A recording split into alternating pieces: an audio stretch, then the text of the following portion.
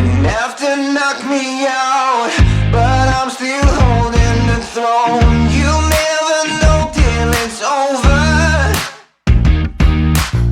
So pretty it hurts. Just beware of the thorns. Hello YouTube, back for another one. This one here is going to be about corruption in the Department of Corrections and all the things that go on there. So if you're new, you like prison content, share, like, subscribe, and comment. I always try to answer all comments. Sometimes it may take me a while. I apologize. But let's get into this. For years, I've been, and I ain't the only one, been upset with the DOC. Families have been upset with the DOC. If something happens, they try to hide it. You ever notice you don't hear too much about what's going on in the prisons? You know, you think of all the stuff that's going on, the violence, that you would hear more. But you don't. And if you do, it's just for a few minutes. But I would like for you to take a look at this video. Me too, but then I swear to God. Whitehead, what are you doing, man? What did I do, bro? I ain't never had a problem out here. Why you gonna spit on us? Sergeants come around, you know how this is. Just But take the I just strings. had to take, bro. I swear to God, Just bro. take the strings down. I just need to take. That's all she was gonna do. All I need, bro. You know I don't give y'all problems like that, bro. I do not give you problems like that, Shorts, bro. You know bro. All you had to do was take the strings down, dude. I'll take them down next time, bro. You ain't here no problem like me, bro. I swear to God, bro. You know second shift, bro. You know I try my hardest. Keep your leg down. Keep your leg down. I try my hardest. You feel me? Cause y'all treat us right. You feel me? On everything. I give y'all double trace every day and everything. It ain't right here though. On my mama. You need medical? It ain't nah, bro. I'm straight. I don't want no medical. You want decon out your I eyes? need to shit out my eyes though. Sure. Hey though, y'all bro. I'll come back and talk to you later. Hey, Em. What? You know it ain't right, bro. I'm not mad, dude. It's business as usual. But you seen her come around all the way from cell 1.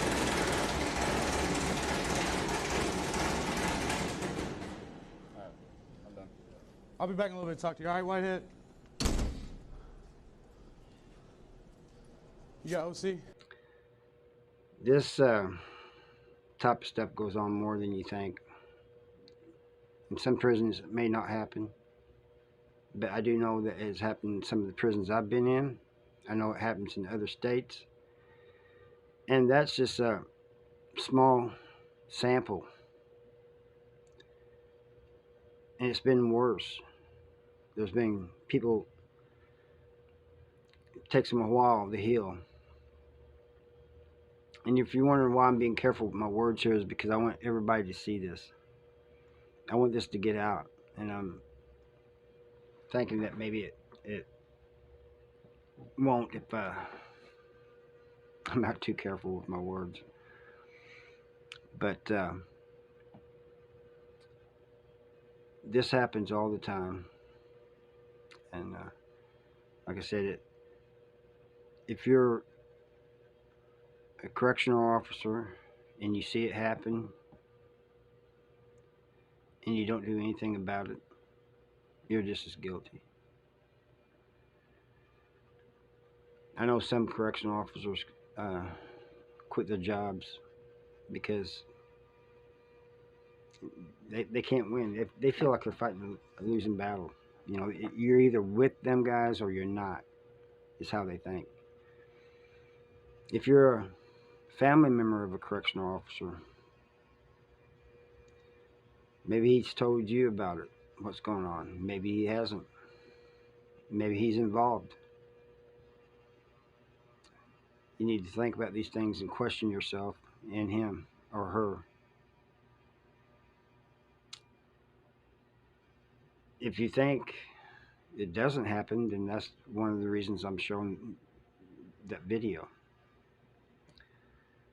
I remember being in Potosi, and I worked in an area that's called Food Service Satellite, where they made trays for people in the hole. Now, this hole that I was pushing this food cart to was single man cell. It's one house. I pushed the cart over there, and when you go in, and the officer's got to come out and sign this paper for the food. I've never really understood why. But anyway, there was none there. But there was one in the bubble, and I was looking in the bubble, and I seen this monitor, and down this hallway of cells, they had a guy strapped in a chair, one of those chairs they strap you in, and they put the thing over your face so they can't spit. It was not going good for that guy at all.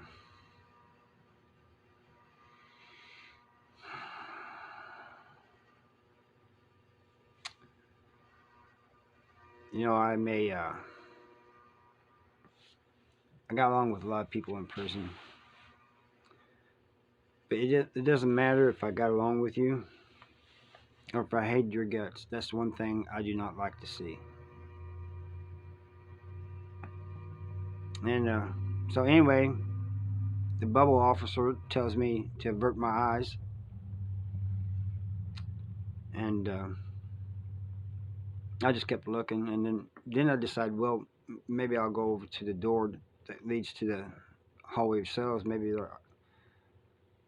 I can see in, because there's like a little thin window next to the door. So I started heading over there, and this officer came out. I think his name was Warren. And he goes, you need to watch where you're looking. You shouldn't be looking in the bubble. I said, there's nothing that says I can't, There's no rule against it. He goes, well, when the officer tells you to avert your gaze, you need to avert your gaze.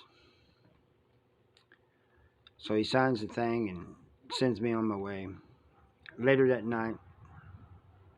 evening, my cell gets tore up. I mean, they trashed it. And I know it's because of that. But the next day, when I pushed the food cart over there, they had this like silver like stuff, like aluminum foil over the windows. And there's a different officer that came out this time, but I think he knew that I was one there yesterday, because he just, this look he had on his face, just as he signed the thing, he's looking at me, just staring at me, like he's trying to stare me down. I stared back at him. Anyway, this happens a lot. I've also seen people go to medical with a chest pain, and they give them Motrin and send them back. And they usually end up having a heart attack, cardiac arrest. And but the DOC's never held accountable on these things. Really, the guy's complaining of chest pains and you give him Motrin. That was their standard in South Central Correctional Center. You go up there, any type of pain, whether it be a headache, chest pain, stomach pain, whatever, here's some Motrin. Now get out here so I can go outside and smoke a cigarette. That's the way they are. I'm not saying they're like that in all medicals around the country, but I'm not the only one that's complaining about medical neglect. It happens in other states. not just this state, great state of Missouri. DOC at its finest.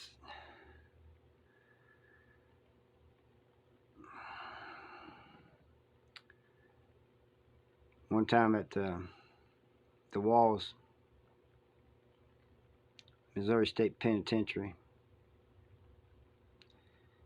You guys think all of the violence came from the convicts? Think again. There was a lieutenant there. Used to challenge people to fights. He challenged me actually one time. And they said he never lost. Said he almost did once, but he didn't. But he challenged convicts, he'd challenge guards. He didn't care. He just wanted to fight. Challenged guards to meet him in the parking lot.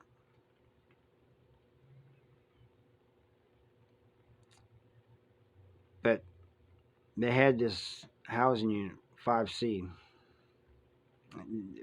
5 house was the whole housing unit, but they had added a section called 5C. Some people called it the basement, whatever. There's no bunks in the cells. It's where you go for long-term segregation.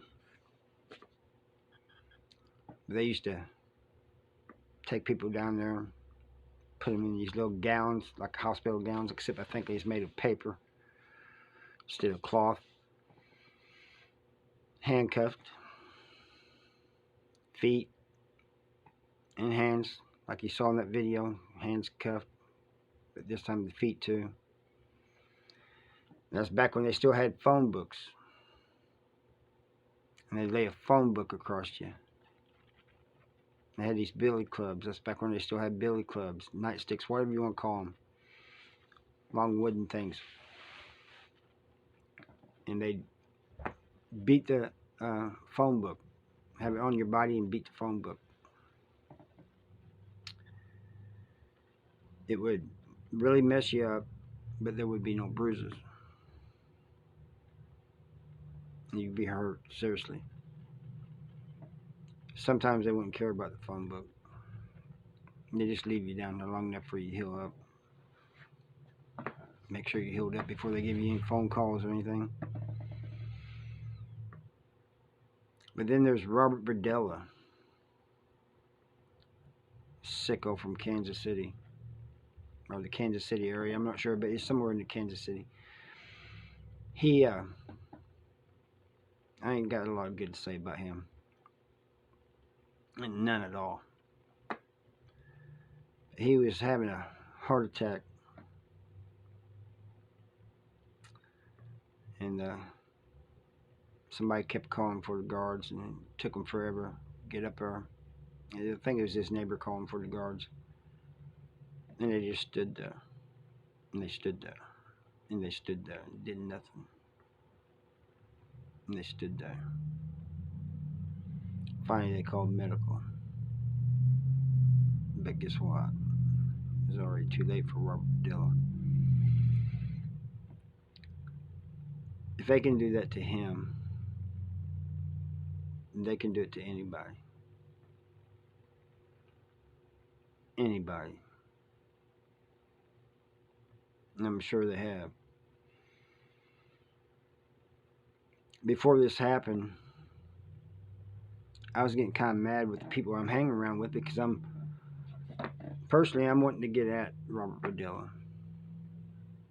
And they kept telling me, no, just wait, we got it under control. We got this. Doesn't seem like you got this. Seems like you're just letting him go. Well, after this happened, one of them comes up to me and says, I told you, we had this. Not sure what he meant by that, but I've thought about it a lot, you know. But the point is, I kind of got off track there. The point is, it can happen to anybody. So, I'm not trying to scare family members out there who have loved ones in the prisons. I'm just trying to make you aware. I'm trying to make everybody aware. And the reason why is that because I want the DOC held accountable for the way they're treating people in prison. Yeah, you're right. It's not supposed to be a hotel. It's not supposed to be fun. We all know that. But the people who work there should have some professionalism about them. And some do. There's some that do. But you know what they say? A few rotten apples in a barrel makes the whole bunch bad. That's all I got for you guys today, and I'm sorry about this kind of depressing story. You know, I hope you get something from it. And I thank you for watching.